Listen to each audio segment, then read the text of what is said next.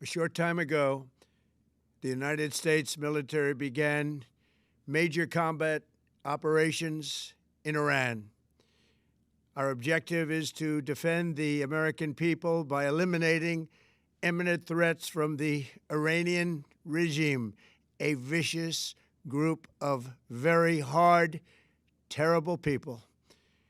Its menacing activities directly endanger the United States, our troops, our bases overseas, and our allies throughout the world.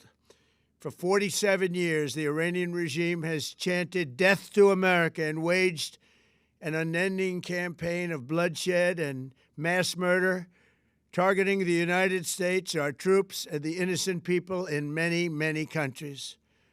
Among the regime's very first acts was to back a violent takeover of the U.S. Embassy in Tehran, holding dozens of American hostages for 444 days. In 1983, Iran's proxies carried out the Marine barracks bombing in Beirut that killed 241 American military personnel. In 2000, they knew and were probably involved with the attack on the USS Cole. Many died. Iranian forces killed and maimed hundreds of American service members in Iraq. The regime's proxies have continued to launch countless attacks against American forces stationed in the Middle East in recent years, as well as U.S. naval and commercial vessels in international shipping lanes. It's been mass terror, and we're not going to put up with it any longer.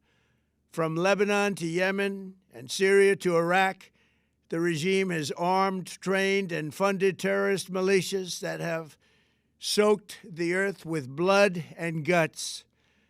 And it was Iran's proxy, Hamas, that launched the monstrous October 7th attacks on Israel, slaughtering more than 1,000 innocent people, including 46 Americans, while taking 12 of our citizens hostage. It was brutal, something like the world has never seen before.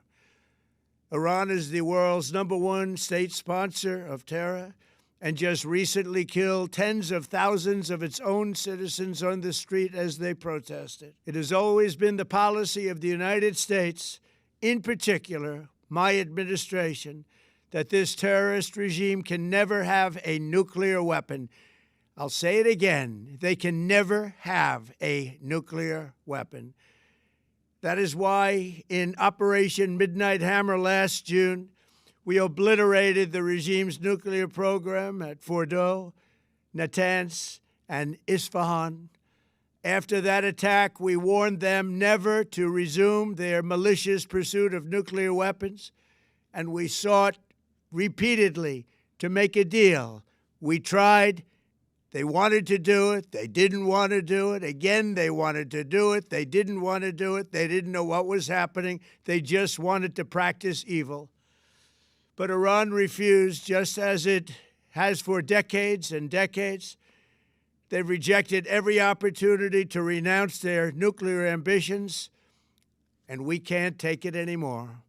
Instead, they attempted to rebuild their nuclear program and to continue developing long-range missiles that can now threaten our very good friends and allies in Europe, our troops stationed overseas, and could soon reach the American homeland. Just imagine how emboldened this regime would be if they ever had and actually were armed with nuclear weapons as a means to deliver their message. For these reasons, the United States military is undertaking a massive and ongoing operation to prevent this very wicked, radical dictatorship from threatening America and our core national security interests. We are going to destroy their missiles and raise their missile industry to the ground. It will be totally, again, obliterated. We're going to annihilate their Navy. We're going to ensure that the region's terrorist proxies can no longer destabilize the region or the world and attack our forces and no longer use their IEDs or roadside bombs, as they are sometimes called, to so gravely wound and kill thousands and thousands of people, including many Americans. and we will ensure that Iran does not obtain a nuclear weapon. It's a very simple message. They will never have a nuclear weapon. This regime will soon learn that no one should challenge the strength and might of the United States Armed Forces. I built and rebuilt our military in my first administration, and there is no military on earth even close to its power, strength, or sophistication. My administration has taken every possible step to minimize the risk to U.S. personnel in the region. Even so, and I do not make this statement lightly, the Iranian regime seeks to kill. The lives of courageous American heroes may be lost, and we may have casualties. That often happens in war. But we're doing this not for now. We're doing this for the future, and it is a noble mission. We pray for every service member as they selflessly risk their lives to ensure that Americans and our children will never be threatened by a nuclear-armed Iran. We ask God to protect all of our heroes in harm's way, and we trust that, with His help, the men and women of the armed forces will prevail.